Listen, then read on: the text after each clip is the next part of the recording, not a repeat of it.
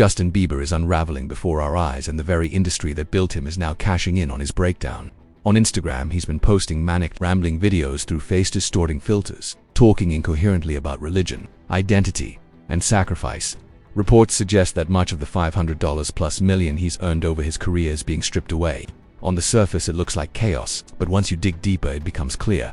Justin's downfall isn't an accident. It's been engineered since he was 13. In July 2025, Bieber dropped Swag, his first album in 4 years, and just like that, the same machine that made him a superstar is now feeding off his destruction. In this industry, your suffering is just another revenue stream. To understand what's happening to him now, we need to go back to the moment a small-town Canadian kid with a guitar became one of the most exploited figures in modern entertainment.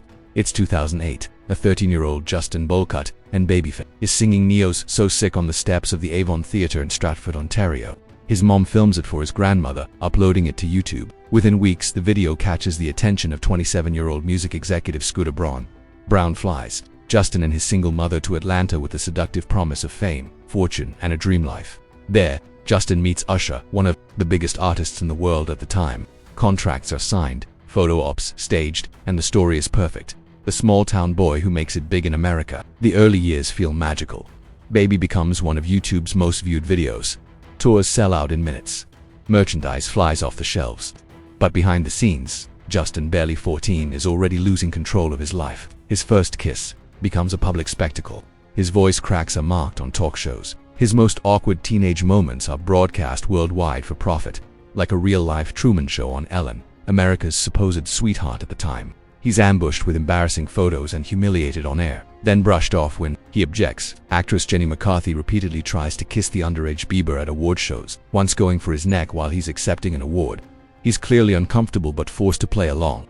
Even James Corden can't seem to keep his hands off him. And then there's Diddy, perhaps the most troubling figure in Bieber's early orbit.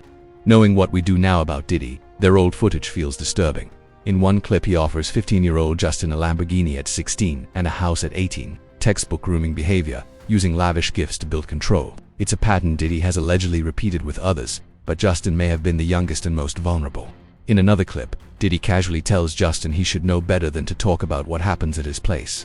The implication, it is chilling. From the start, Justin Bieber wasn't just a pop star. He was a product, built, packaged, sold, and, when the time was right, dismantled for profit. And the same hands that put him on the pedestal are now tearing him apart in full view of the world. He knows better than to be talking about the things that he does with Big Brother Puff on national television. Diddy once had custody of a 15-year-old Justin Bieber for 48 hours. Let that sink in. An adult man with a documented history of predatory behavior given unsupervised access to a minor for 2 full days. In one unsettling clip, Diddy appears to check Justin for a wire, as if suspicious the teenager might be recording him.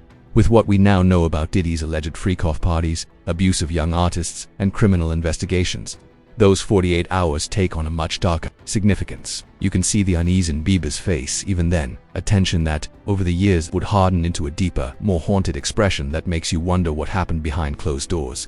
Through all of this, Justin never got to live a normal childhood. His reality was constant screaming fans, relentless paparazzi, and the knowledge that every awkward, insecure, or frustrated moment would be captured, packaged, and sold as entertainment. Every time he was annoyed, it was content. Every time he stumbled, it was content. His private struggles became public property. And perhaps most disturbingly, those closest to him didn't protect him. In fact, they were part of the system. Scooter Braun positioned himself as Bieber's guardian, the wise older brother guiding him through fame's dangers. To the public, it looked like loyalty. In reality, it was control. Braun isolated Justin, making him dependent on him and, by extension, the parasitic entertainment machine. He dictated Justin's schedule, finances, relationships, and career, one choices, until the young star's world revolved entirely around him. By the time Justin realized what was happening, the damage was done. The spark in his early YouTube performances had been replaced with a hollow stare, the look of someone emptied out. Fast forward to 2020.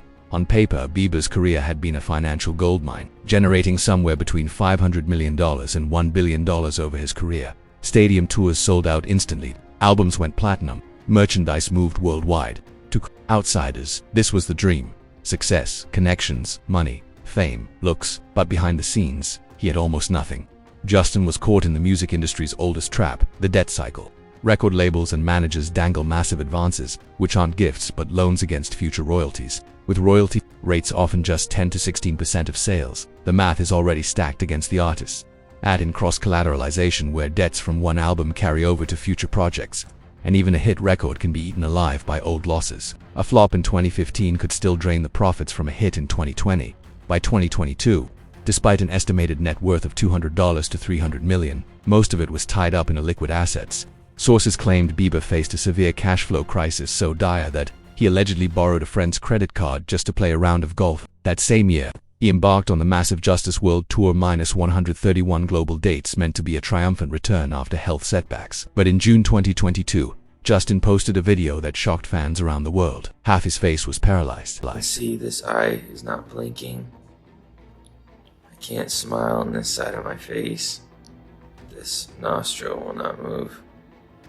So there's full paralysis in this side of my face. In mid-2022, Justin revealed he'd been diagnosed with Ramsay-Hunt syndrome, a rare neurological condition that left him unable to blink in one eye or move half his mouth. He admitted that years of an unforgiving lifestyle were taking a serious toll on his health. Any responsible management team would have immediately canceled the tour and prioritized his recovery. But instead, his team allegedly kept pushing him to perform, knowing the physical strain could be devastating. When Justin finally couldn't go on, the financial fallout was brutal. He owed concert promoter AEG $26 million from a $40 million advance. That's when Scooter Braun's company allegedly stepped in with what looked, at first glance, like a lifeline. They would cover the $26 million debt, and Justin could repay them over 10 years. To the public, Brown appeared to be the hero swooping in to save his longtime client, but behind the scenes it may have been something far darker, a transfer of debt from one master to another instead of owing a corporation. Justin now allegedly owed the man who already controlled nearly every aspect of his life, and when Bieber made only a single payment before stopping, the debt didn't disappear, it grew. By 2023, the situation had spiraled.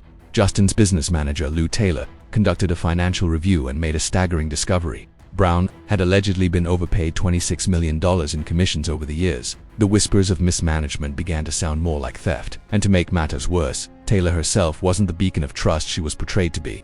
Although widely referred to as an accountant, she was reportedly not a qualified accountant at all.